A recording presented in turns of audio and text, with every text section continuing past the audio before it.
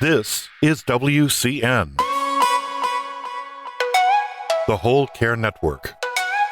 You talk, we listen.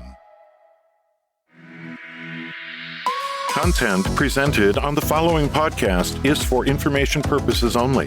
Views and opinions expressed during this podcast are solely those of the individuals involved and do not necessarily represent views of the Whole Care Network. Always consult your physician for medical and fitness advice, and always consult your attorney for legal advice. And thank you for listening to the Whole Care Network.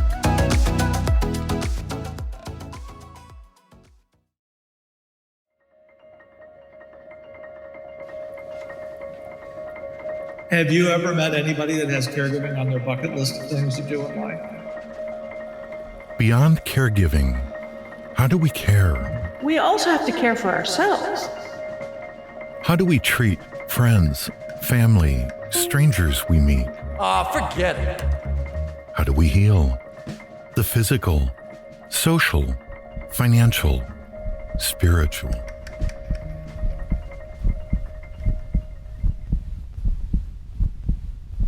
Hello.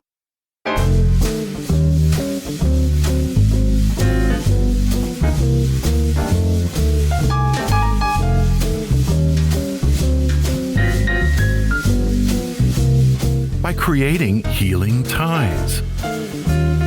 Tying it all together like a bow tie. With your host, Christopher McClellan, the bow tie guy.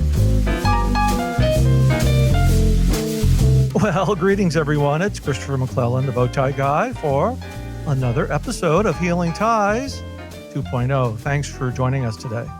You know, on Healing Ties, we are all about sharing stories and resources because we believe that it's through story sharing where diversity meets the road to collaborate on a common cause. And our common cause is supporting caregivers before, during, and after caregiving ends.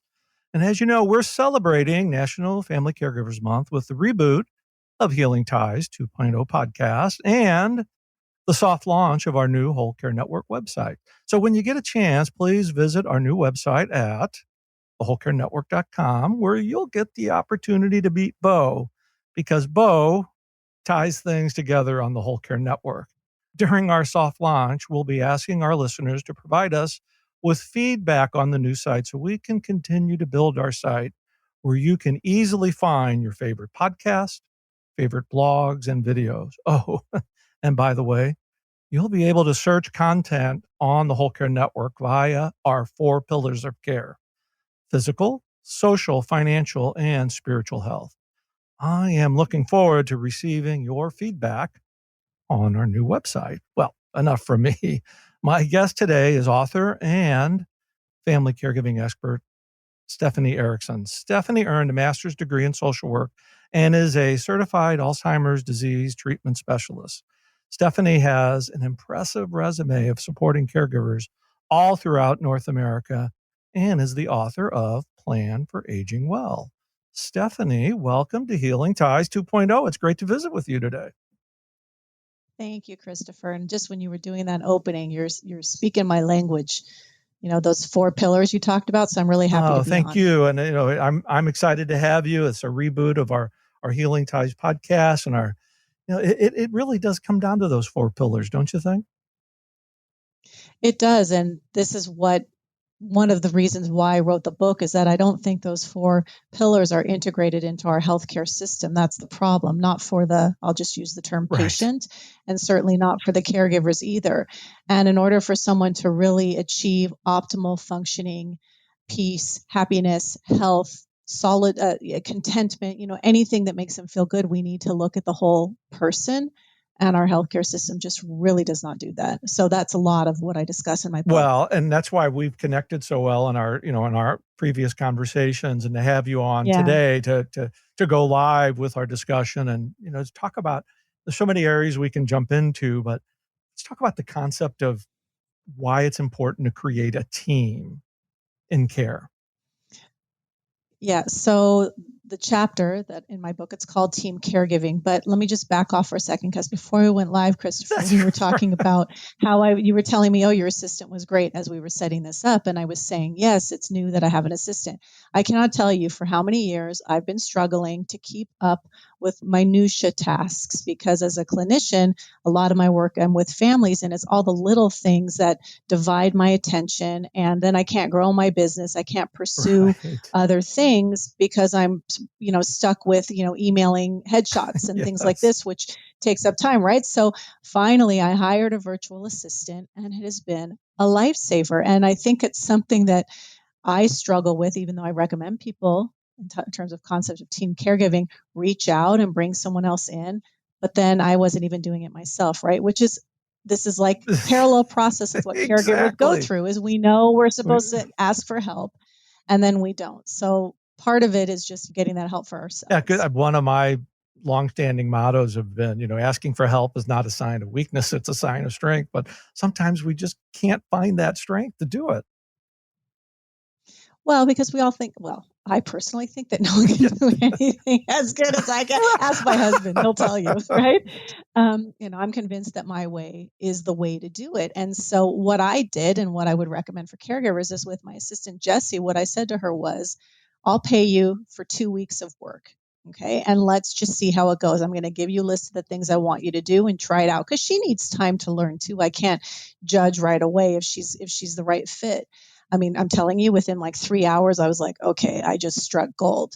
But I think that's something that caregivers can take away too, is it doesn't have to be a forever decision. It can Right. just be an openness to, let me try this for a short period of time, giving them time to adjust, giving me time to adjust, and then let's see where this goes. And most of the time, it's probably going to work out. Because one thing that we know that's consistent about caregiving is there's always change. And we have to be somewhat prepared for something that's going to happen at a moment's notice. But when you have that person in the background, that reliable source that you can count on, it's going to make your day just a little bit easier. Yeah, for sure. And just to expand on the team caregiving concept, I was telling you about myself and an assistant, which relates, but in the concept in my book of team caregiving, it's about the patient and the caregiver working together with all of the healthcare professionals, all of the family, all of the friends, financial advisors, legal individuals. I mean, everybody working together to meet the expectations and the vision of whatever it is that the patient wants. Not forgetting that it's not just the quote unquote patient, it's also the caregiver who needs the equivalent amount of support, attention, Exactly. care, in order for the plan to work, because we can't just focus on the patient without taking care of the people who are supposed to be helping that person. Now, I always like to use a sports analogy when it comes to teams. And since you're in Canada, I'm going to say hockey instead of baseball. The most successful teams can't have all superstars. They have to have a variety of talents and skills. And that's the same type of team that caregivers need. We've got your doctors, you've got all the professionals, but there are people in and around your network, family and friends, that bring a variety of talents and skills to the team that you can utilize. For instance, you've got a favorite uncle. Well, he's not much of a conversationalist, but he certainly can cook a good meal. Let's say, okay, yes, I would love for you to come and cook a meal. But just finding that comfort and reaching out and saying it's okay to get help. First of all, hockey doesn't mean anything to me because I'm from That's California, right. so whatever. But I'm a football Okay. girl, and it's hysterical. You just brought up a sports analogy, because my team caregiving chapter opens with a description of Okay. football. I'm huge into football, and I make the comparison of how successful football teams work, and that you can't have one superstar, because if your star running back gets injured, well, then now what are you going to do? You have to have exactly. So you need to be able to have all the different team members. So you're speaking my language when you talk about team analogy. The other thing, though, I think it's really important to consider is that the caregiver, we need to be very careful when asking them to take on particular tasks, or the uncle or whoever it Right. might be, making sure that what they're taking on is something that's in their Exactly. wheelhouse, it's their skill set, they are open and wanting to do it, and then get a very specified length of time that they can commit to whatever it would be. So if it's that uncle who's a great cook, again, let's just give him 4 meals. Say, okay, Uncle John, can you please prepare 4 meals for me over the next month? And then let's reevaluate and see how it goes. So that people, I think, would be more willing to jump in and assist if they don't assume that it's a long-term commitment and can kind of get their feet wet first. And having those clearly defined roles, because I think it's safe to say that most people want to help, but they want to help within their wheelhouse. And when you have those clearly defined roles, it kind of makes the team flow a lot more cohesively. Yeah, definitely. I mean, I know for my sister and I, when it comes to our parents, I mean, our dad is now passed away. And anyways, I talk about that in my book too, how that could have been a nightmare because things were not in place despite my profession and everything I've asked him to do. He never did it. And so when he died, we were like, okay, what do we do? But my sister and I knew enough to know each other's skill set. So my skill set is organization, make sure we close all the accounts and getting the bills paid and all that kind of stuff. And my sister is really creative and she needs to pour her feelings into a creative outlet. I need to pour mine into, I'm going to structure and control everything I can. So we respected each other's skill set and supported each other in doing those tasks. And it's really important because if you want people to follow through, they have to be comfortable with what you're asking them to do. Exactly. Yeah. Well, we have to talk about, when we talk about family, we have to always talk about an area of family that I think all of us have, family baggage. How do we leave? Not me. That's good. How do we leave family baggage at the door when we're caring for a sick relative or parent? I don't think you can leave it at the door, Christopher, because if we go in thinking that we're going to leave it at the door, it's never going to work. I think it's about understanding what it is, understanding our role and the contribution to those dynamics between us and those family members, understanding that person's role, responsibility, contribution to the dynamics, and then setting up our boundaries within that. Because if we just try and pretend it's not there, like you said, and leave it at the door, it will creep up. So I think it's more about acknowledging and then establishing those boundaries so that anytime we get caught up or triggered, we can go backwards and reflect. And then it reminds us to kind of what our tasks are and to focus on the health issue at hand. And there's always an opportunity down the road to go and revisit some of those issues, those family issues, if needed.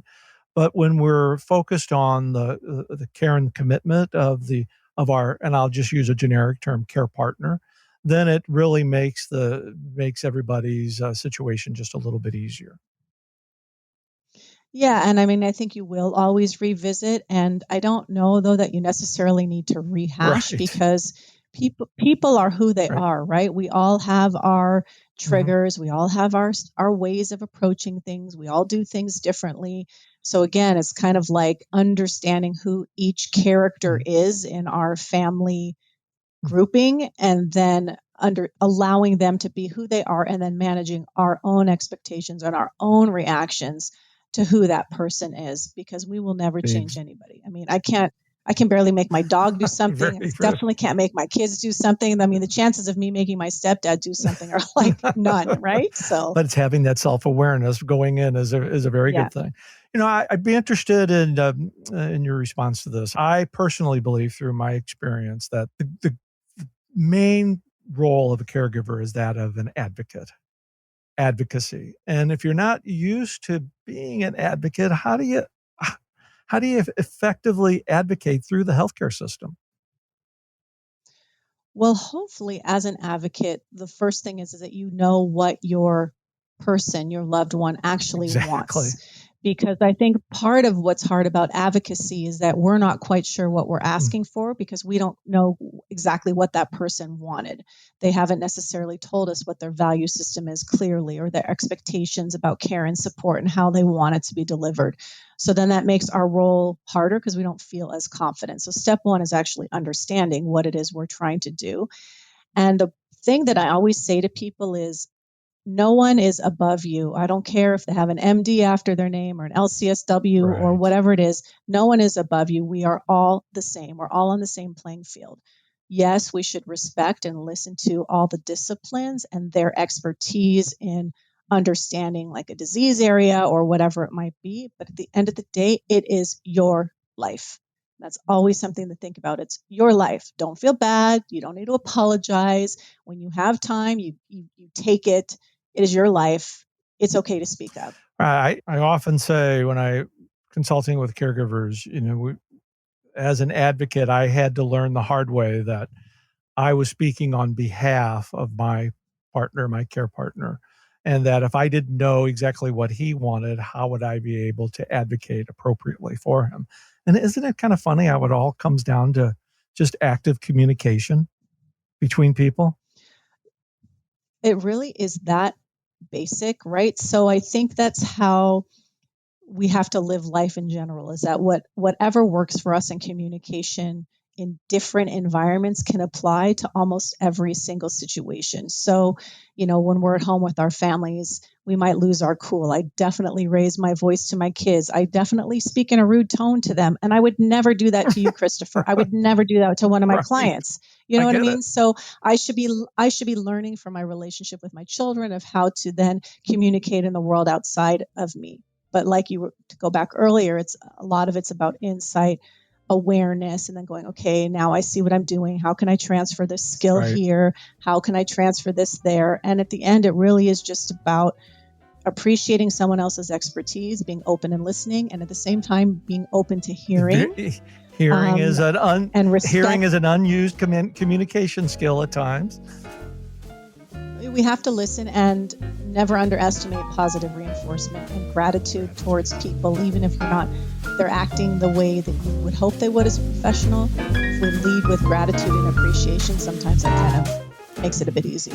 Stephanie, let's take a short break here. And when we come back, I want to ask you about a fun fact that you'd like to share with our listeners about you. So I'm going to kind of put you on the spot when we come back. So you're listening to Healing Ties on the Whole Care Network.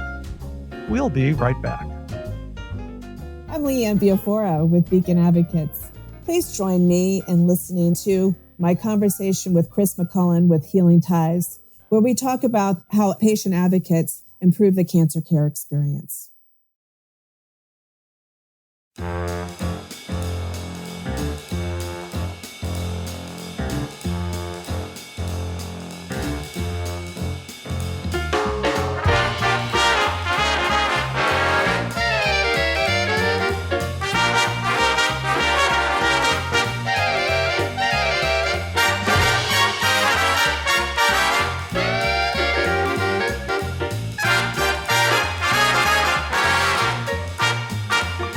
Well, welcome back, everybody. I'm having a delightful conversation with Stephanie Erickson. And Stephanie, before the break, I kind of queued you up on a fun fact about yourself that you'd like to share with our listeners. So the microphone is yours. Excellent. Let's see. Well, my passion, my go-to thing for everything, for my full holistic satisfaction. So I mean my physical satisfaction, my spiritual, my emotional fulfillment is the flying trapeze. Oh, like my the goodness. one in the Okay. circus where you swing on the bar, you let go, someone catches you. That's my thing. And I train twice a week and I'm super into it. In my head, I'm like Cirque du Soleil, but I'm really not Cirque du Soleil. But in my head, I'm like amazing. A trapeze. Now, that is awesome. I don't think I've ever talked to anybody that's had that in their background. Yeah, we're a small, pretty nuts community, to be honest with you. Only crazy people would do it. But I would imagine that helps, as we talked earlier in the podcast about our mind, body, and spirit, that you really have to concentrate to do something like that. Yeah, well, obviously, physically, it's like incredibly demanding. So it takes a lot of strength. So just that part, yes, there's great health benefits. There's the community, there's a socialization. So you have all of that benefits for the emotional stuff. And for me, I have an anxiety disorder. I have a generalized anxiety disorder. And funny enough, it actually helps me manage my anxiety because it challenges me. It makes me step outside my comfort zone all the time and start to rely on myself and my instinct and my gut reactions and move away from overthinking and controlling. So it's been incredibly healing for me. I would like to say, I think it's you stepping into your comfort zone, not out of your comfort zone. Ooh, I might start to use that. Thank you. Well, that was given to me one time when I said something like so. Paying it forward. I'm paying it forward, but it's stepping into your comfort zone. That's what we're doing. So goodness, I'm just having a delightful time with you today, but unfortunately, we just got a couple of minutes left. Stephanie, let our listeners know how they can be in contact with you, and I'd like to invite you back for another episode of Healing Ties. I'm happy to come back anytime. You can find my book, Plan for Aging Well, on Amazon. So you search my name, Stephanie Erickson, and that's a CK in the last name. Plan for Aging Well is the title of the book.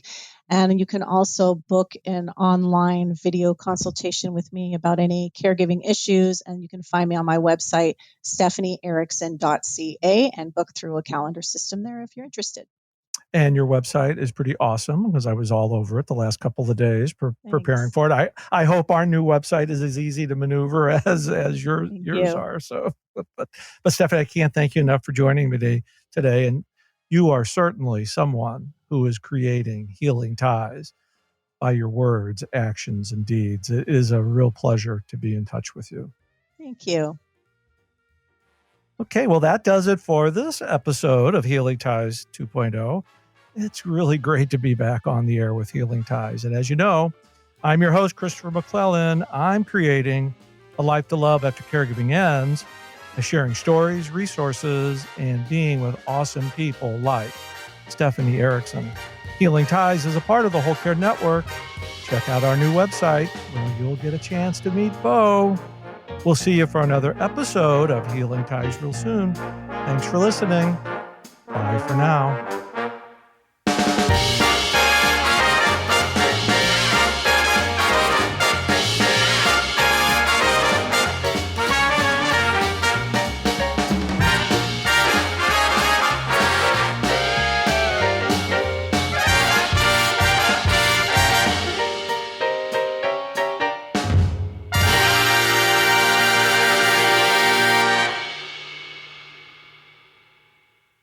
Ciao. This is WCN, the Whole Care Network. You talk, we listen.